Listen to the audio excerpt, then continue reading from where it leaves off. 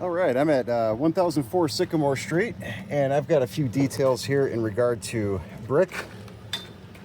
We've got brick on the front of this house, and brick is a really interesting product. I love it for our cladding. I love the way it looks. I love how long it lasts when it's installed properly.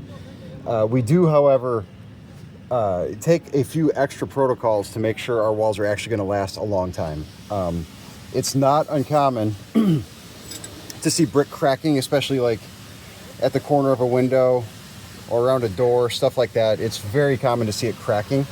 So we take some extra steps to help prevent that, and also make sure our drainage is properly, because the other thing people don't realize is brick is not waterproof. Brick is a reservoir cladding. So if I took this brick and I dropped it in a 5-gallon bucket of water and I let it sit for a minute and I pull it out, that brick is going to weigh more than it did before it got wet, because it's a porous material. That's porous. It's not going to deflect. It's going to absorb some water. All right, so we do a few things here. Behind the wall, we have 2 layers of house wrap. So we've got our regular synthetic house wrap, and then we came in this build with Henry Jumbo Tech 60 minute on top of the house wrap as our sacrificial layer. Button cap nails, all that, to give us our 2 layers, our sacrificial layer and our permanent house wrap behind that. Now, the other thing that we do that is not a code requirement is we use a mortar net anywhere we've got base flashing. So right now I'm above a window on the 2nd floor. This is also above the garage, and then at the base of the foundation down below. What happens is this: there's an air gap behind the brick. You can see my hand fits down here. And when the mortar is going in the brick, there's what's called snot that falls behind here. You might be able to see a little bit of it. You can see some right there. That's the mortar. It squeezes out between the bricks and it will fall behind there. And what can happen is at the base where we've got our weeps, mortar can fall and it can block those weeps and will not allow water or air to move through them.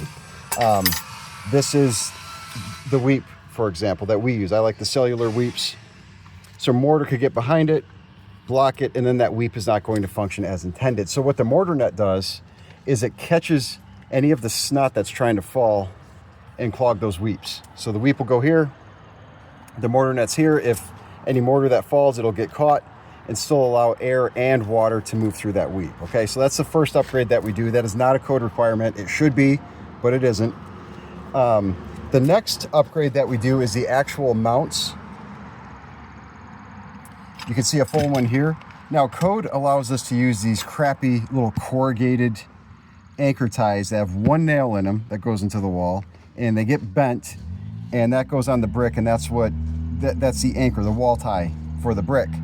And it's hard to get them positioned just right, so they usually end up angled down or angled up, and there's only 1 nail securing them. I don't really think that's quite sufficient. So we use these Heckmann anchor ties. They have, instead of 1 nail, they have 2 screws. There's a 2-inch exterior rated screw on the top and a 2-inch exterior rated screw on the bottom.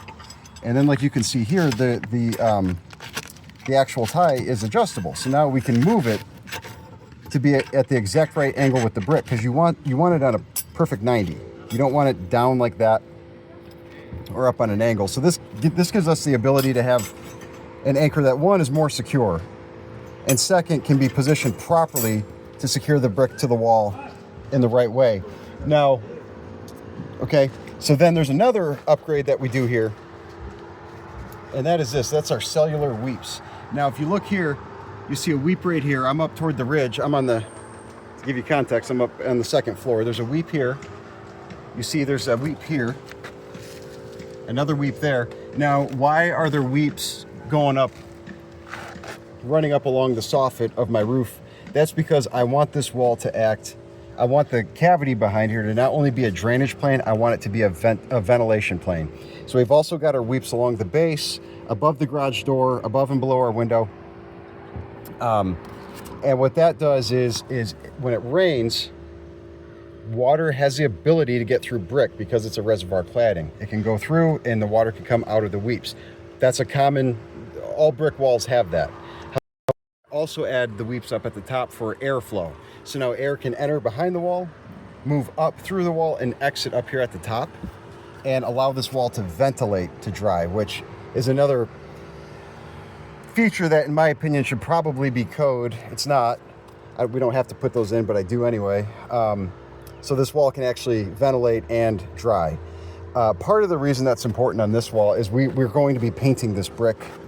And when you paint a reservoir cladding like brick, you have to be very careful because the painting's never going to keep 100% of the water out. So if a little water gets in and it can't escape, doesn't have a way to escape, we can have some moisture problems behind the brick.